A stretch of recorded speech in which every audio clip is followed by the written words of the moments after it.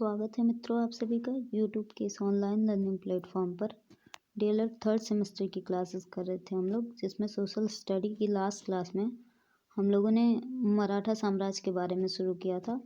देखा था कि मराठा साम्राज्य का उत्कर्ष कैसे हुआ था, उनका उदय कैसे हुआ, वो मतलब हिंदुस्तान की जो शासन व्यवस्था थी उसमें उभर कर सामने कैसे आए, कब आए।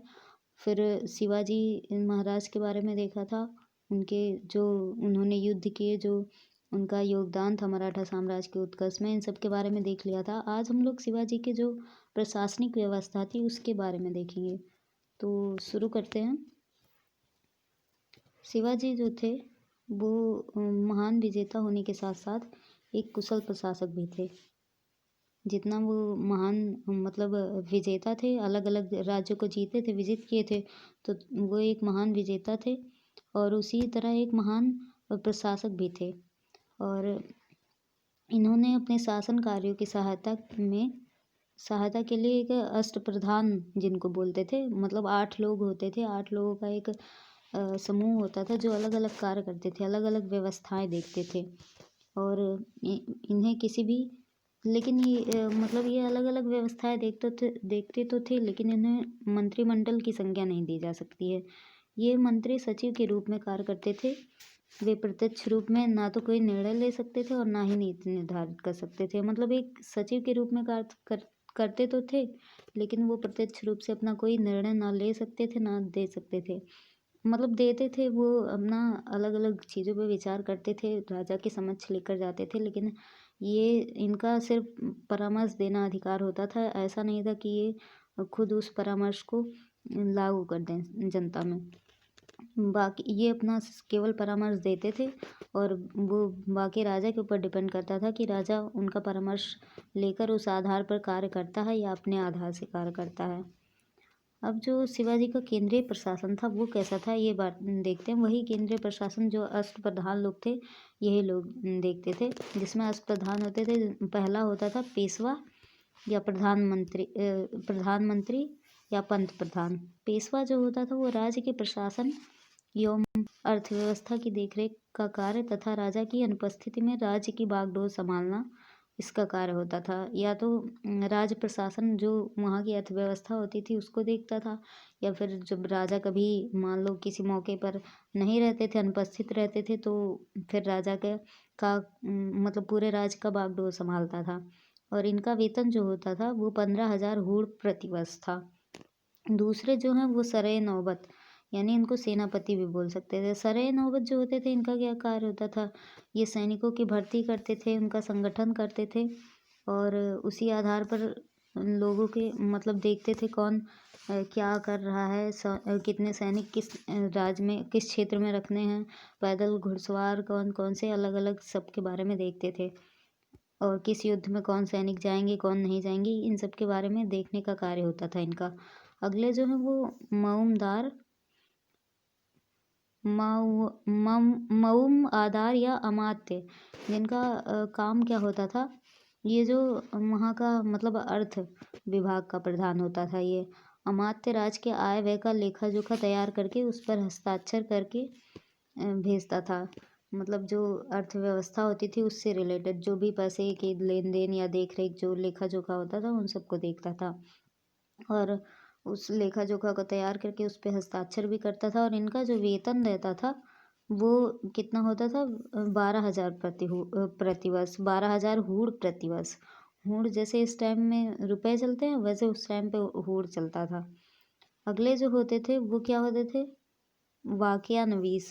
वाक्यानवीस या फिर सचिव कह लो इनको। ये क्या होते थे, ये ऐसे होते थे जो सूचना, गुप्तचर एवं संधि विग्रह के विभागों का अध्ययन तथा घरेलू मामलों की देखरेख करते थे। जो गुप्तचर वगैरह इधर उधर आते जाते थे उन सब की देखरेख करते थे, और कभी कभी कोई घरेलू मामले हो जाते थे उन सब की भी देखरेख करते थे। आगे जो है वो सुरनवीस, इनको चिटनीस भी बोलते थे या फिर मंत्री कह लो। ये क्या करते थे, ये राजकीय पत्रों को पढ़कर उनकी भाषा शैली को देखते थे, परगनों के हिसाब किताब की जांच करते थे।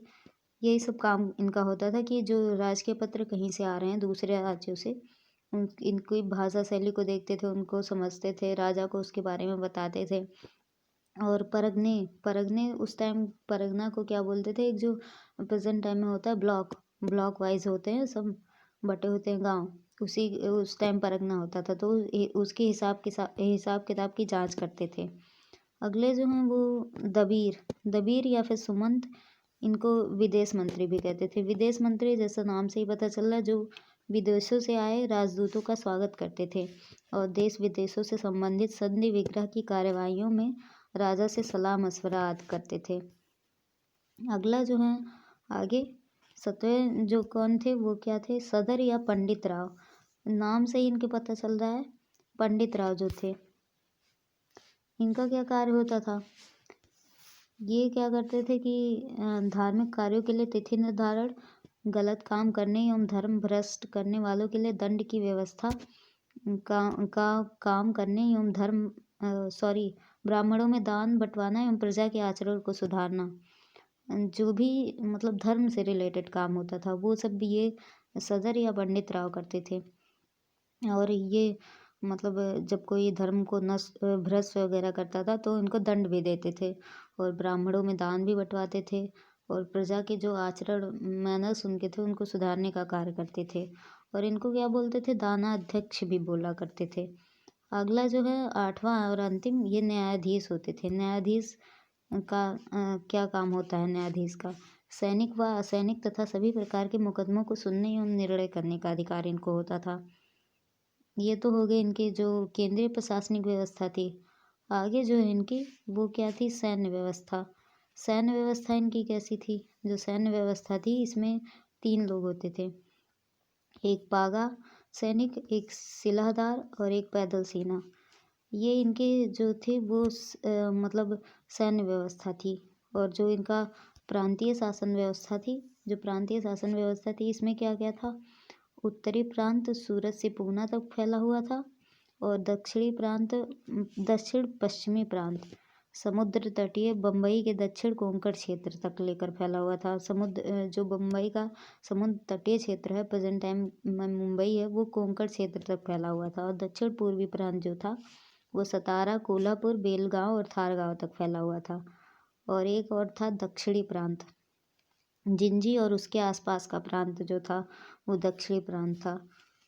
तो ये तो हो गया शिवाजी का जो केंद्रीय प्रशासनिक व्यवस्था थी, उनकी सैन्य व्यवस्था कैसी थी और उनका प्रांतीय शासन व्यवस्था कैसी थी, ये सब हम लोगों ने देख लिया शिवाजी के बारे में और उनके साम्राज्य के बारे में। ये चैप्टर यहीं पे समाप्त होता है। आगे हम लोग अगला चैप्टर स्टार्ट करेंगे। आप लोगों से एक विनती है कि चैनल को प्लीज़ सब्सक्राइब कर दें, और पसंद आए तो लाइक करें, शेयर करें, कमेंट करें, प्लीज़ प्लीज़। और आज की क्लास में बस इतना ही, धन्यवाद।